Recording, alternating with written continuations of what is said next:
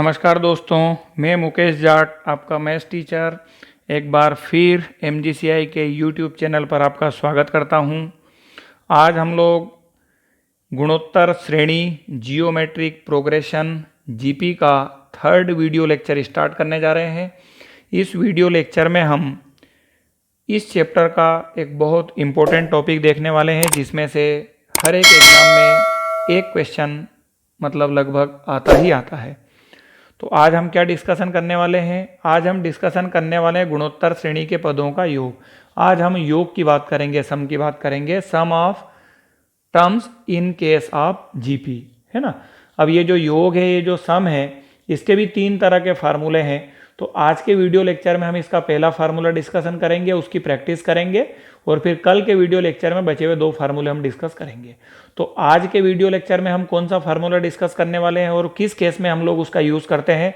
तो आज हम गुणोत्तर श्रेणी के n पदों का योग, सम ऑफ n टर्म्स का फार्मूला डिस्कशन करने वाले हैं। किसके लिए? GP के लिए, गुणोत्तर श्रेणी के लिए। किस केस में? जबकि अंतिम पद शामिल नहीं हो, when last term is not involved. मतलब हमारे क्वेश्चन के अंदर अंतिम पद मतलब लास्ट टर्म की कोई बातचीत नहीं होगी, तब हम ये फार्मूला यूज करेंगे।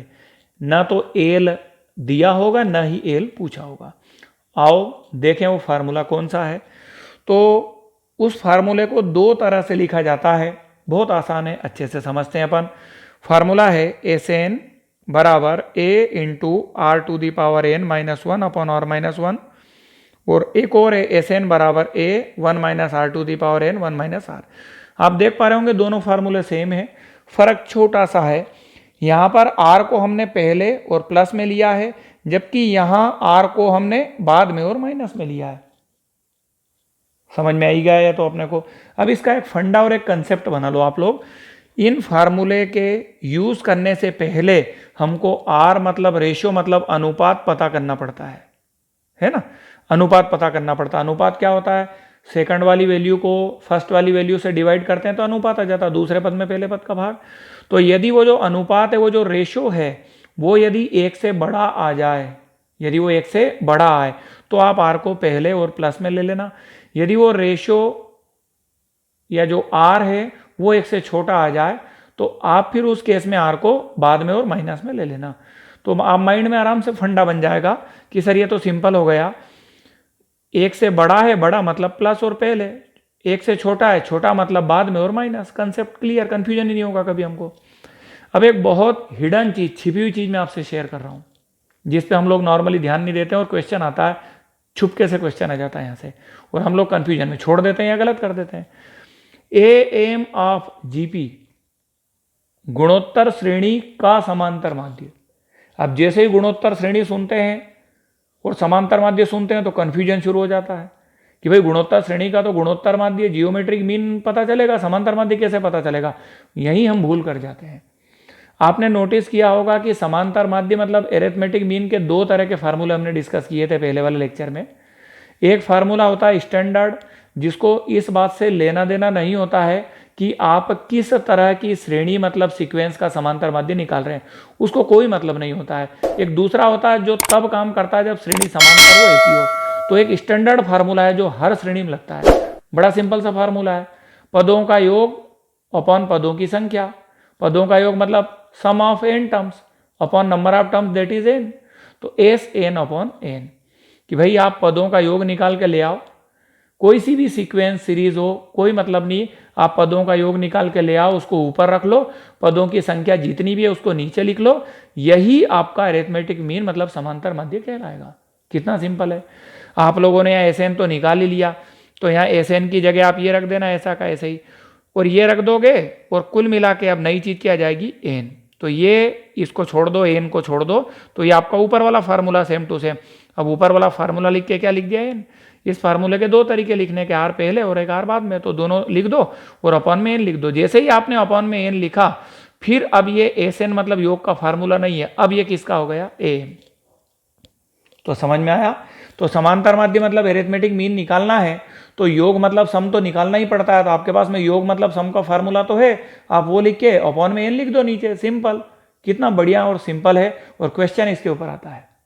अब समझ लिया तो सिंपल लग रहा है, अदरवाइज तो फिर वो छूट जाता क्वेश्चन हमारा।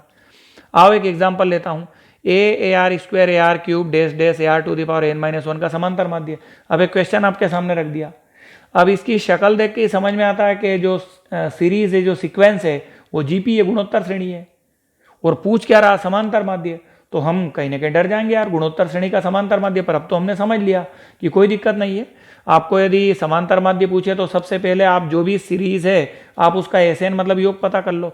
तो क्या है, गुणोत्तर श्रेणी है जिसके योग के फार्मूले हमने यहाँ लिख दिए, तो ये योग के फार्मूले हैं, आप लिख देना क्वेश्चन में।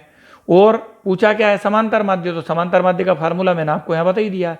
तो जो भी योग है, पदों का योग है, उसको एन से डिवाइड कर देना। एस एन का फार्मूला है, अपॉन में एन लिख देना। तो ये एस एन का फार्मूला ले लो और अपॉन में एन लिख दो। अलग कलर से आपको समझाया ताकि स्पष्ट हो जाए। जो भी फार्मूला वो लिख दो, अपॉन में एन लिख दो। कितना सिंपल है। अब ये मैंने आपको स्टैंडर्ड समझा दिया। अब इस तरह के कितने भी क्वेश्चन है आप कर सकते हो, ठीक है। तो एक बार फिर बताओ कि यदि हमको कोई जियोमेट्रिक प्रोग्रेशन का मीन पूछे, गुणोत्तर श्रेणी का समांतर माध्य पूछे, हम कर सकते हैं, जरूर कर सकते हैं। करना क्या है हमको तो योग पता करना है एसएन, और एसएन जो भी आए, चाहे वो फार्मूले के रूप में आए, किसी भी रूप में आए, वो लिख के और अपॉन में क्या लिख देना है, एन, नंबर ऑफ टर्म्स, पदों की संख्या। वो एन है तो एन लिख देना, और कुछ है तो और कुछ लिख देना, है ना। अब एक क्वेश्चन लेके इसकी प्रैक्टिस करते हैं। ओके, तो यहाँ पर हम लोगों को इन्होंने जो दिया है वो क्या है, यहाँ पर दिया है गुणोत्तर श्रेणी के गुणोत्तर श्रेणी के पदों की संख्या दी है 10 और उनका योग पूछा है। तो फाइनली क्या पूछा है, गुणोत्तर श्रेणी के 10 पदों का योग। इंग्लिश में find the sum of 10 terms of the given sequence, GP, that is simple. कभी भी कोई श्रेणी की बात करे, जीपी की बात करे, सबसे पहले हम ए मतलब पहला पद पता करते हैं। तो बताओ पहला पद क्या है, 2, ये हमारा ए हो गया। आर मतलब रेशियो, अनुपात होता है। दूसरे पद में पहले पद का भाग देते हैं, सेकंड में फर्स्ट को डिवाइड करते हैं। तो -4/2 लिख दो, कैंसिल हो जाएगा, -2 आ जाएगा। आर हो गया आपका। कितने पदों का योग पता करना है, नंबर ऑफ टर्म्स क्या है, पदों की संख्या 10, ये एन हो गया। पता क्या करना है, योग मतलब एसएन, एसएन का मतलब सम ऑफ एन टर्म्स होता है ना। एसएन पता करना। अब जैसे ही एसएन आया, फटाक से समझ में आया, फार्मूला तो एसएन का लगेगा। लेकिन अभी हाल हमने एसएन के कितने फार्मूले पढ़े दोस्तों, 2। तो अब ये नेक्स्ट क्वेश्चन आएगा कि 2 में से कौन सा लगाएं। बोले इसके लिए आर पे ध्यान देना पड़ेगा। बताओ आर -2 है क्या, जी हाँ। तो -2 है तो मतलब 1 से छोटा है कि बड़ा है, छोटा है। R is less than 1। तो सिंपल सा फार्मूला तो आपको वही लगाना है। आर छोटा है तो उसको बाद में लिख लेना, माइनस में लिख लेना, और 1 को पहले लिख देना, फार्मूला अप्लाई कर देना। ये हो गया हमारा फार्मूला। बस वैल्यू फटाफट रखते जाओ। एक ही जगह क्या रखेंगे, 2, 1 माइनस, है ना। आर की जगह -2 और एन घात में क्या लिखूं मैं, 10, है ना। ये पदों की संख्या 1 माइनस आर की जगह -2, कोष्टक में लिख दिया क्योंकि बाहर एक और माइनस है। अब मैंने 2 का 2 लिख दिया, 1 का 1, माइनस का माइनस। अब बताओ -2 की घात 10 है, मतलब माइनस कितनी बार आएगा, 10 बार। आपको पता होना चाहिए कि जब -10 बार आएगा मतलब सम बार आएगा, तो ये माइनस अपने आप क्या हो जाएगा, प्लस। इंग्लिश में बोले कि माइनस यदि इवन टाइम आएगा तो माइनस क्या हो जाएगा, प्लस। तो ये माइनस क्या हो गया, प्लस हो गया, मतलब भूल जाओ। अब 2 की घात 10 बोलो, 1024, समझ गए। मान लो यहाँ घात 10 ना होके क्या होता, 9। तो 9 मतलब क्या है, विषम।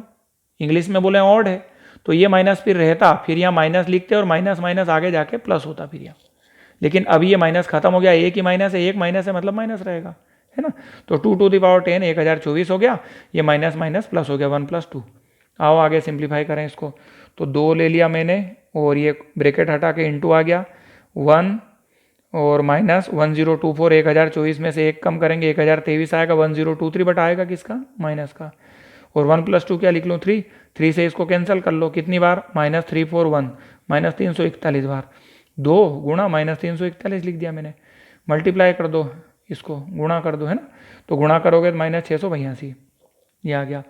अब जो क्रिएटिव क्वेश्चन जब बनाएगा नया, क्या बोलेगा, हो सकता है गुणोत्तर श्रेणी के 10 पदों का समांतर माध्य पूछ ले, है ना।